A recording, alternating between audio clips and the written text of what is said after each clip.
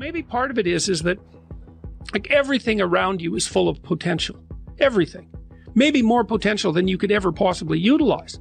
And so maybe all you have is this little rat hole of a room in some rundown place in the world. It's like, fix it up. There's more there than you think. See what happens if you fix it up. And you'll fix yourself up simultaneously because you'll have to get disciplined in order to fix up the room. And then you have a fixed up room and you'll be a more fixed up person. It's like, you think that nothing will happen as a consequence of that? Well, you know, adolescents break rules, right? And healthy adolescents break rules. And so then the question is, well, how extreme does the rule breaking become? Well, it would vary from person to person, but I would say that most of them, not all of them, but most of them were more on the end of the rule breaking spectrum, right? They broke more rules than normal, but they clued in, you know, and explored that and then decided, no, that's better than cowardice. It's better than weakness, but it's not as good as what's good. Unless you can think the way that an evil person thinks, then you're defenseless against them because they'll go places you can't imagine and then they win. And so the best men I've met, it was interesting even when I was in junior high and high school because most of my friends dropped out, you know, by the time they were grade 10, thereabouts. And a lot of them were guys who developed physically. They're pretty powerful and they're just damn sick of putting up their hand to go to the bathroom. It's like, you know, they're not doing that anymore. One of my friends got kicked out when he sort of challenged the gym teacher, you know, physically. And the gym teacher, he could do an iron cross. He was a tough guy. And so it was no trivial matter for my friend to stand up to him, but he got expelled anyways. But, you know, I noticed that it was often the kids whose character I admired that either quit or got expelled. And they were the tougher guys who were just sick and tired of following rules that didn't take into account their character, and then they'd go off and work in oil rigs or whatever. And you could do that in Alberta at that time. That was really hard work, you know. So it wasn't like they were necessarily taking the easy path. But like, a harmless man is not a good man. A good man is a very, very dangerous man who has that under voluntary control. And you know, you also see that like one of the central female stories, let's say, if the hero archetype is the central male story, there are variants of hero archetypes that are relevant to women, and one of them is Beauty and the Beast. And you know, Beauty isn't interested in the guy who isn't the beast. She's interested in the guy who's the beast. And that's exactly right. But she's interested in the guy who's the beast that can be civilized and disciplined, right? And who can use that in the service, well, let's say, of a family. If you only know how to behave, you're just a domesticated house cat or a lap dog.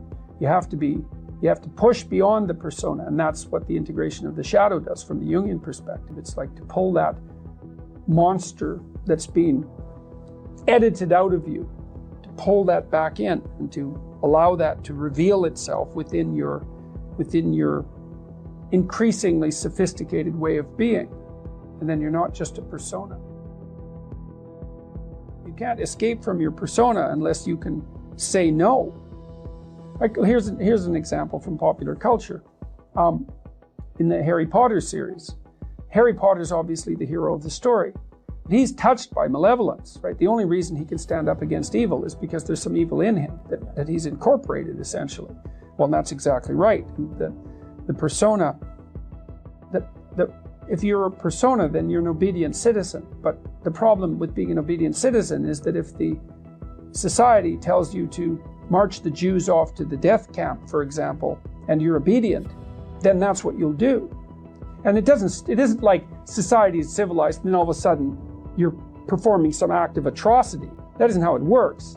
It's like you're obedient citizen and then you're asked to violate your conscience a little bit. Yeah. And you have to, because you don't have anything other than that persona. And that's obedience. And so a little more obedience is demanded, and you say, okay, well, and then you're a little bent, like, because the society is becoming a little bent, and then you're a little weaker. And then you're asked to violate your conscience a little bit more, and you think, well, there's a little less of me, and the pressure's on a little more, and I could have said no before, but I didn't. So you say yes again, then you say yes again, and then you have a society where 1/3 of the population is informing on the other 2/3. It's hell. It's like, well, so how do you say no?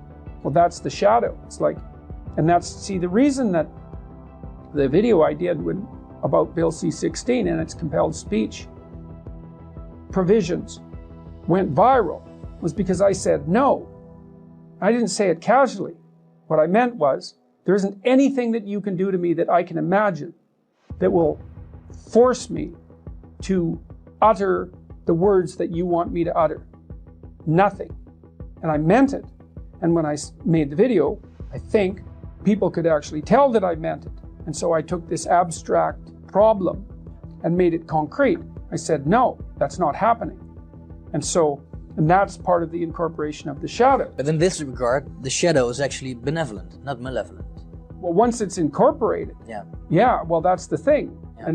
And I don't know what to make of that in its entirety, because it sort of means that it means something like, because one of the old metaphysical problems is, why would God allow evil into the world? I think, well, maybe God didn't allow evil into the world. Maybe God allowed the possibility of evil into the world. That's different.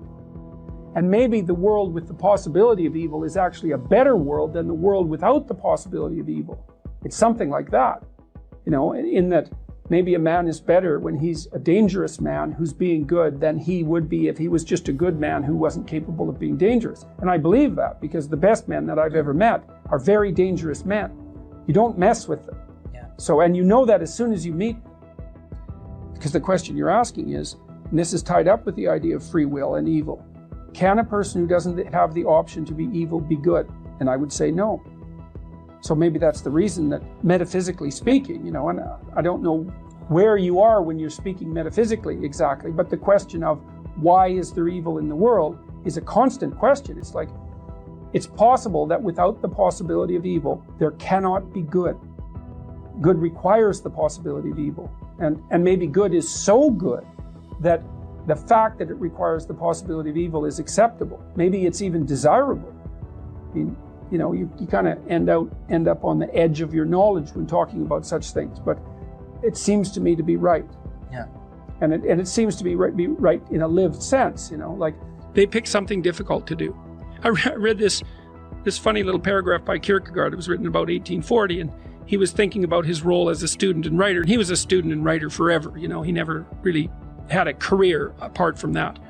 And he said that he wasn't one of these people who was capable of inventing something wonderful to make life easier for everyone, like so many people were doing, during the Industrial Revolution. He said, well, maybe I'm one of these people whose benefit to society will be that I will make things more difficult for everyone, because there will come a time when what people want, they don't want ease, they want difficulty instead. And I think, well, that is what people want. That is what they want. You think, well, I want an easy, happy life. It's like, no, actually, that isn't what you want. The world is a lesser place if you do not reveal from within yourself what you have to reveal. And the fact that the world is a lesser place actually turns out not to be trivial.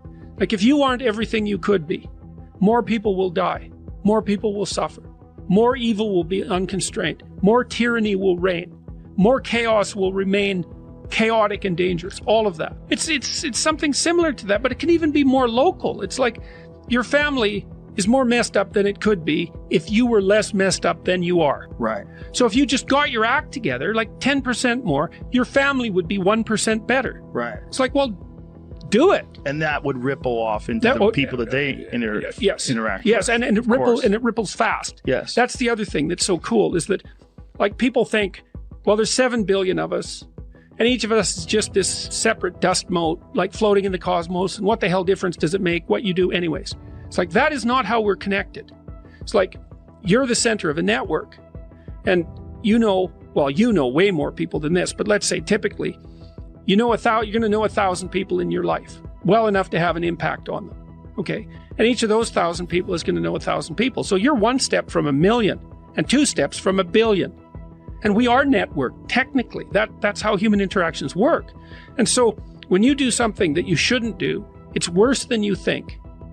And when you do something that you should do, it's better than you think. And so you think, well, this is why I've been telling people, well, clean up your room. It's like, well, your room is actually networked too. It's not that easy to clean up your room, to set it. So you want your room to be set up so that when you walk in there, it tells you to be better than you generally are. It's organized. It's got direction. Everything's in its place. You try to do that in a chaotic household. I've watched people do this because I had students do these sorts of things as assignments. I'd say, look, pick a small moral goal, clean up your room, and just write down what happens as a consequence. So maybe these are students in a chaotic household. The whole place is a bloody mess. No one's taking any responsibility for anything. And so they decide they're going to start to clean up their room. And then the people in the household notice. Well, the first thing they do is get pissed off. It's like, who do you think you are?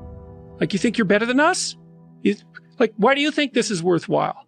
Who died and made you? God. All of that. So just by trying to organize this little part of their life, they immediately run into the people whose actions they're casting in a dim light by trying to improve themselves to some degree. They might have to have like a thorough war in their household to be allowed to do something as simple as keep the room orderly. They find out very rapidly that A, that's way more difficult than it sounds, and B, that the consequences of it are far more far-reaching than people think.